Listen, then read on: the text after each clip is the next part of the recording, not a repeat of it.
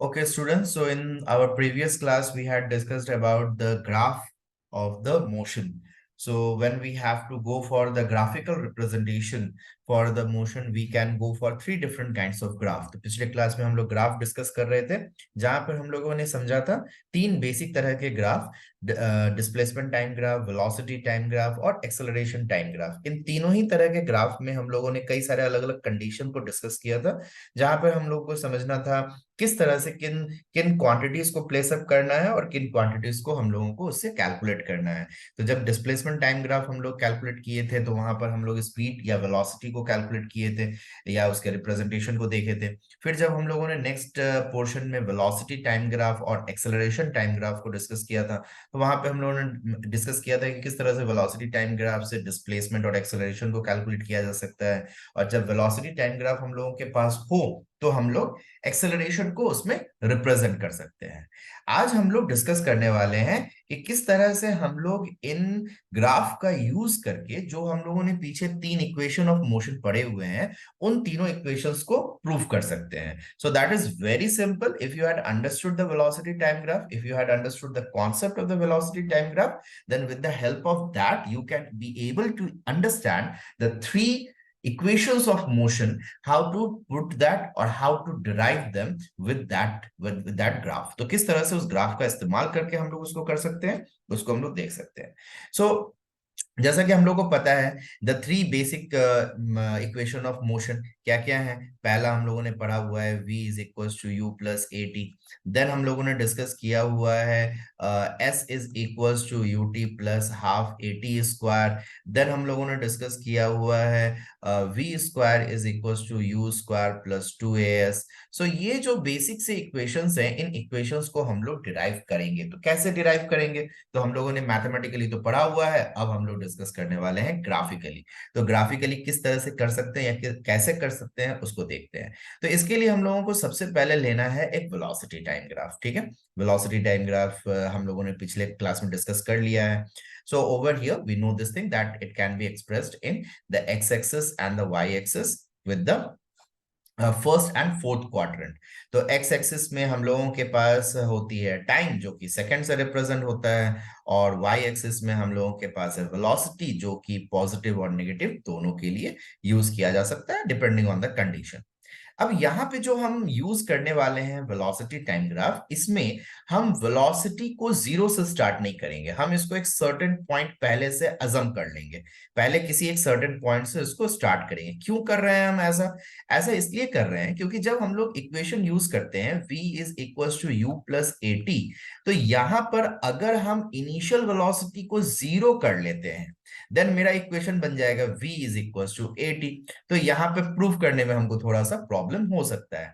तो इस कंडीशन को हटाने के लिए या फिर इस कंफ्यूजन को रिमूव करने के लिए हम लोग क्या करते हैं, हम लोग इनिशियल वेलोसिटी को जीरो के अलावा कोई एक पर्टिकुलर क्वांटिटी अजम कर लेते हैं। से एज फॉर एग्जांपल हम यहाँ पे पॉजिटिव में कुछ एक वैल्यू ले लिए हैं। ठीक है, अब यहां से एक यूनिफॉर्म पैटर्न में हम लोगों का ग्राफ बढ़ रहा है। Say as for example this is our origin which is zero, और call it to be as O right now, and this point from where I am starting it. So इसको हम ए पॉइंट ले रहे हैं और इस पॉइंट तक हम इसको स्टडी कर रहे हैं। सो इस पॉइंट को हम कह रहे हैं B. Now, when I have to study till that point, then what I will do, I will go for a perpendicular line which will give us the value for the y-axis। y-axis के parallel इसको ले लेंगे ताकि हमको y-axis का value identify करने में easy हो सके। साथ ही साथ ए पॉइंट से भी अगर हम एक परपेंडिकुलर ड्रॉ कर लेते हैं तो मेरे लिए इजी हो जाएगा क्वांटिटी को। तो इन इक्वेशंस को प्रूव करने के लिए सबसे पहले तो हमको इस ग्राफ को समझना बहुत जरूरी है, क्योंकि अगर हम ग्राफ को नहीं समझेंगे, ग्राफ को अगर आइडेंटिफाई नहीं कर पाएंगे, तब हम यहाँ पर एक्सप्रेस भी नहीं कर पाएंगे। तो यहाँ पर एक पॉइंट ले लेते हैं as C, this point is as D. अब देखो हम लोगों के पास ग्राफिकली वैल्यूज क्या क्या है, किस किस वैल्यूज को यहाँ पे ले रहे हैं। सो वेलोसिटी टाइम ग्राफ है, तो यहाँ पर ए बी क्या दिखाएगा, that is acceleration. The next thing is that OA, OA is my initial velocity, जहां से हम स्टार्ट कर रहे हैं। OA ग्राफ की अंडरस्टैंडिंग बहुत जरूरी है। अगर ग्राफ की अंडरस्टैंडिंग नहीं है तो फिर प्रॉब्लम होगा। तो अगर ग्राफ की अंडरस्टैंडिंग करनी है तो मेरा पीछे का कुछ वीडियो दिया हुआ है, ग्राफिकल एक्सप्लेनेशन, ग्राफ के बारे में एक्सप्लेनेशन है, उसको एक बार फिर से ध्यान से देख लेना। खैर, नेक्स्ट अगर हम लोग आगे देखते हैं, next quantity that is BD, then BD is my final velocity, जहां तक हम पहुंचे हुए हैं। सो तुम लोग इजी करने के लिए हम यहाँ पर मार्क कर देते हैं, this is initial velocity, this is my final velocity. ठीक है, फिर हम लोग नेक्स्ट क्वांटिटी चले जाते हैं जो कि हमको यूज करना है, that is OD, that is my time. Okay, so ये कुछ पर्टिकुलर क्वांटिटीज हैं जिनका हम यूज करेंगे अपने ग्राफिकल एक्सप्लेनेशन को करने के लिए। ठीक है, तो यहाँ पर हम लोगों को सबसे पहला जो कैलकुलेशन करना है या फिर जो सबसे पहला डेरिवेशन करना है, उसको हम लोग करेंगे for the first one which is v equals to u plus AT. अब इसको करने के लिए हम लोगों को चलना है calculation for the acceleration. So acceleration के लिए अगर हम लोग चलते हैं, अगर एक्सेलरेशन का कैलकुलेशन करते हैं, सो एक्सेलरेशन ए का वैल्यू क्या दिखा रहा है, that is A B. So right now I had said over there. ठीक है, तो अगर हमको ए बी का कैलकुलेशन करना है, so A B is equal to what is going to be the A B, so A B is going to be perpendicular upon base. तो यहां पर हम लोग क्या करेंगे, so that is going to be as B C by A C. Now we have to represent the values. तो A B क्या है, तो ए बी यहां पर है acceleration. Now B C, do I have something for B C, क्या B सी के लिए कोई वैल्यू है मेरे पास यहां पर गिवन, नहीं है। तो हम लोग यहां पर क्या कर सकते हैं, बीसी के लिए क्या हम लोग ऐसे सब्स्टिट्यूट करके लिख सकते हैं, B D minus C D. Just go through this figure. अगर हमको ये बीसी का कैलकुलेशन करना है, तो हम पूरा बीडी से अगर ये सीडी को माइनस कर देते हैं, तो हमको वहां पर बीसी का कैलकुलेशन हो जाएगा। Now AC, what is going to be AC? Can I write this AC is equals to OD because it is parallel over there? यहाँ पर ये properly parallel है, यहाँ पर perpendicular है, तो ये parallelogram बन रहा है, तो इसको हम लोग यहाँ पे ले सकते हैं। Now I can place the value of BD. So what is BD? I have BD over here as V. हम लोगों ने पहले ही उसको लिया हुआ है V. Minus what is CD? CD is going to be as, so CD is equals to AO. CD जो है वो पैरेलल है AO, तो उसके जगह पे हम यहाँ पर U प्लेस कर सकते हैं। जस्ट अ मिनट, यहाँ पर हम U प्लेस कर सकते हैं upon OD is T. So A is equals to this. Now if I will just go for the cross multiplication, then AT is equals to V minus U. Now AT plus U is equals to V. So therefore V is equals to U plus AT. बस ये था simple सा हम लोगों का derivation. तो इससे हम लोगों का फर्स्ट इक्वेशन प्रूव आउट हो जाता है। So I hope that you all had understood this thing. So very simple, बहुत ही सिंपल सा चीज है। अगर थोड़ा सा ग्राफ को अंडरस्टैंड कर लो, थोड़ा सा ग्राफ के बेसिक्स को समझ जाओ, तो आसानी से तुम लोग इन क्वांटिटीज को प्लेस अप कर सकते हो। Okay, now without wasting much time we will go for the second equation. So second equation में क्या है, so just a minute. So second equation जब हम लोग प्रूव करते हैं, तो सेकेंड इक्वेशन में हम लोगों की फर्स्ट क्वांटिटी क्या है, so s is equals to u t plus half a t square. तो इसको हमको प्रूव करना है, तो इसको हम लोग कैसे प्रूव कर सकते हैं, सो फिर एस यानी डिस्प्लेसमेंट का कैलकुलेशन करेंगे। सो यहां पर हम क्या करते हैं, displacement. So displacement is equals to, तो डिस्प्लेसमेंट क्या होता है, so that is area under the graph. Okay, so under the graph, तो एरिया अंडर द ग्राफ। अब देखो, जब हम लोग एरिया अंडर द ग्राफ के बारे में बात कर रहे हैं, इट मींस कि इस स्लोप के अंदर के एरिया के बारे में, यानी ए बी स्लोप के बीच में। तो ए बी स्लोप के बीच में हम लोगों का एरिया कहां पर है, so this whole is the area. अब अगर इस एरिया को तुम लोग देखोगे, then you do use to find it out that the figure is in two different patterns. दो अलग अलग पैटर्न में तुम लोगों को यहाँ पर दिखेंगी। ठीक है, so I am just going to use both the pattern so that it will be convenient for you all to understand the concept in a easy manner. पहला क्या ले सकते हैं, so that can be said to be as area of rectangle AODC plus in that one area of triangle, in this one area of triangle ABC. Just go through the figure, बस figure को ध्यान से याद रखना है। ठीक है, अब अगर हम यहां पे क्वांटिटीज को प्लेस करते हैं, ठीक है, सो डिस्प्लेसमेंट के लिए S हो गया। ठीक है, अब area of rectangle AODC. So that would be what? That would be equals to AO into OD. Okay. Then plus area of triangle, that is 1 by 2 into base. Base is AC and height is going to be as BC over there. तो यहाँ पर अगर हम इन quantities को लेते हैं तो AO मेरे पास क्या है, दैट इज U. OD क्या है, that is T plus 1 by 2 into AC. AC की जगह पे हम OD को प्लेस कर सकते हैं, OD को प्लेस कर सकते हैं. और BC को हम लोगों ने जैसे पहले सब्स्टिट्यूट किया था कुछ वैसे ही करेंगे. BC के लिए क्या हो सकता है, BD minus CD.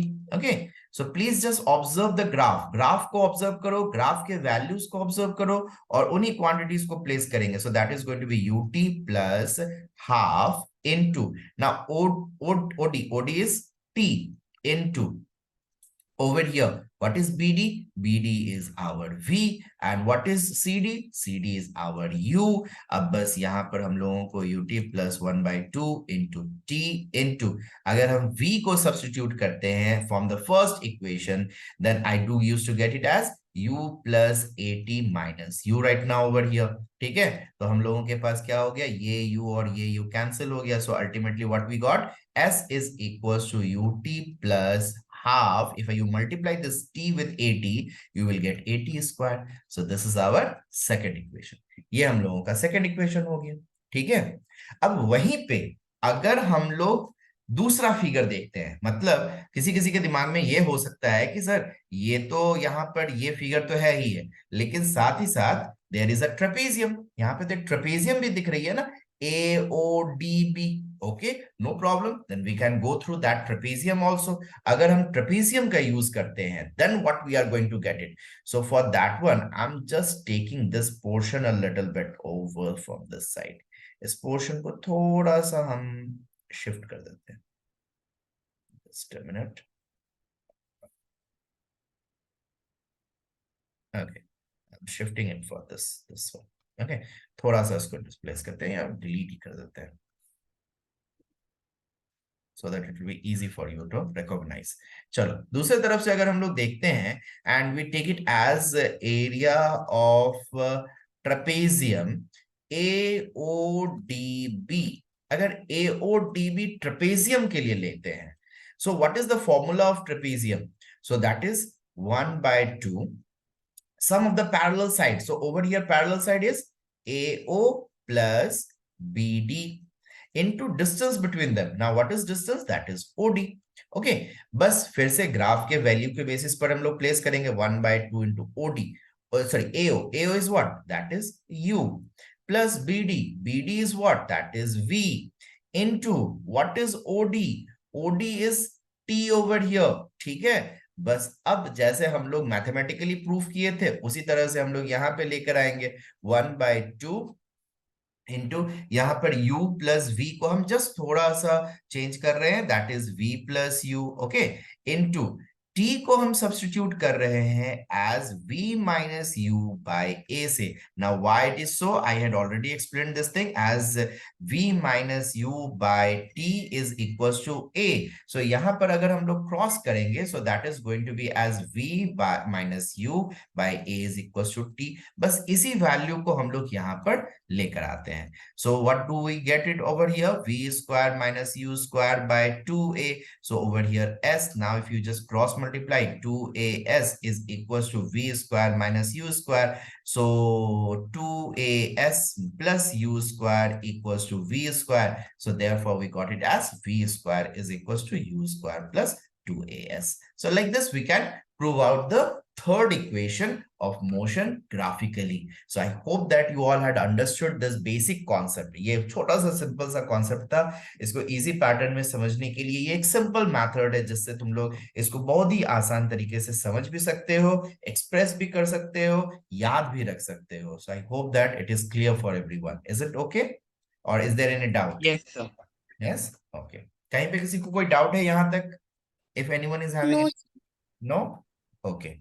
So then you all please revise till here. Yes, yes. Do you want to say something? Yes or no? Okay then. So Yes. okay then I'm ending up the class today over here only. We'll meet next day and we will discuss some more things. Okay. So thank you for now. Good night, everyone. Thank you, sir. Thank you, sir.